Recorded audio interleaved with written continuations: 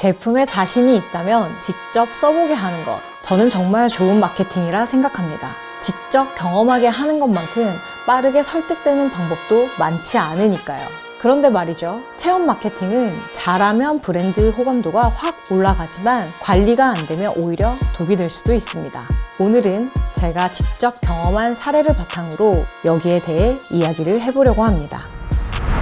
저는 새벽에 수영을 다닙니다. 수영 다니시는 분들은 아시겠지만 파우더룸에 드라이기가 비치되어 있는 곳이 많습니다. 저희 수영장도 원래는 어디 브랜드인지 잘 모를 그냥 흔한 검정색 드라이기가 있었어요. 그런데 어느 날 보니까 드라이기가 전부 산뜻한 핑크 컬러 제품으로 바뀌었더라고요. 처음에는 그냥 드라이기 바뀌었네? 이 정도였어요. 근데 막상 써보니까 소리가 조용하고 바람도 세고 사용감이 꽤 괜찮았어요. 오, 좋은데? 이 생각이 바로 들더라고요. 옆에 보니까 QR코드가 찍힌 작은 배너가 있었고 나가는 동선에는 큰 X 배너도 센스 있는 멘트와 함께 배치되어 있었습니다. 어떤 분은 실제로 QR코드를 찍고 계시더라고요. 이걸 보면서 저는 이건 진짜 타겟 접점을 잘 잡았다 라는 생각이 들었습니다.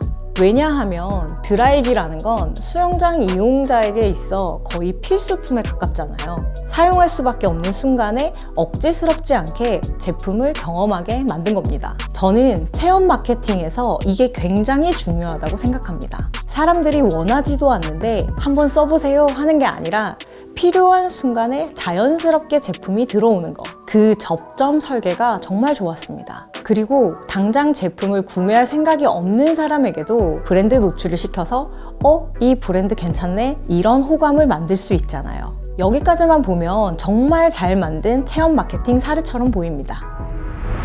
그런데 문제는 그 좋은 인상이 오래가지 않았다는 거예요. 며칠 지나지 않아서 드라이기 몇 대에 문제가 생기기 시작했습니다. 어떤 건 바람이 나오는 앞부분이 빠져 있었고 어떤 건 아예 작동이 안 되기도 했어요. 그러다 보니 사용 가능한 드라이기가 줄어들고 기다리는 시간이 길어졌습니다. 이게 생각보다 꽤 불편하더라고요. 당연한 게 다들 아침이 바쁘잖아요. 저 같은 경우에도 빨리 머리부터 말리고 출근 준비를 해야 하니까요.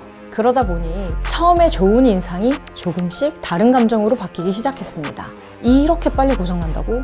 공용으로 많이 쓴다 해도 생각보다 내구성이 약한 거 아니야? 이 브랜드 생각보다 별론가? 이런 부정적인 생각들이요.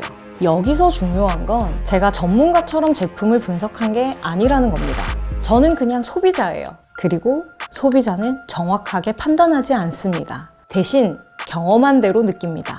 브랜드 입장에서는 공용 공간이라 사용량이 많아서 그럴 수도 있다 라고 설명할 수 있겠죠. 그런데 소비자는 그렇게까지 해석해주지 않아요. 그 순간에는 그냥 이 브랜드 생각보다 약한가? 이렇게 받아들입니다. 이게 체험 마케팅의 무서운 지점입니다. 좋은 경험은 호감을 만들지만 관리되지 않은 경험은 제품에 대한 의심까지 만들어 버릴 수 있어요.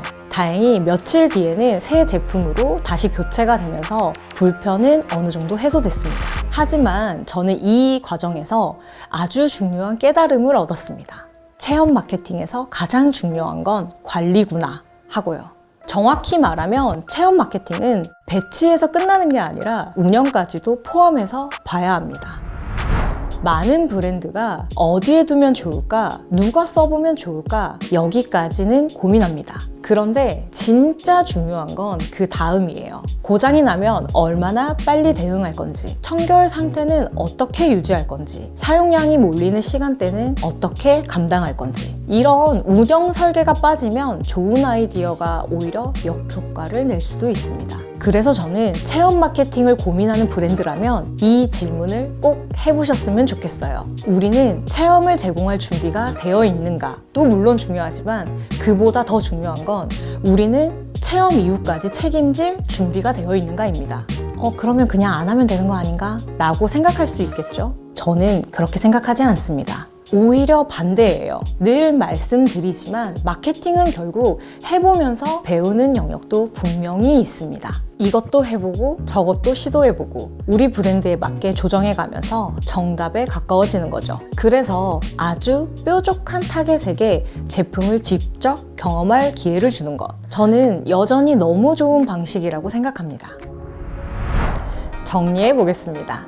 체험 마케팅은 강력합니다. 특히 직접 써봐서 차이가 느껴지는 제품이라면 정말 효과가 좋을 수 있어요. 하지만 꼭 기억해야 합니다. 체험 마케팅의 성패는 제품을 제공했느냐가 아니라 체험의 품질을 끝까지 유지했느냐에 달려 있습니다.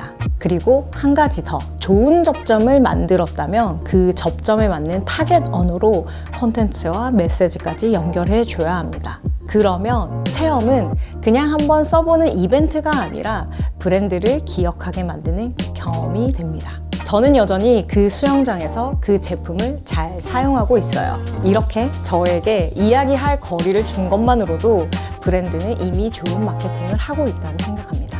이 영상은 어디까지나 아주 개인적인 소비자 관점에서 드리는 의견이고 브랜드의 실제 의도와는 다를 수 있으니 참고 부탁드립니다.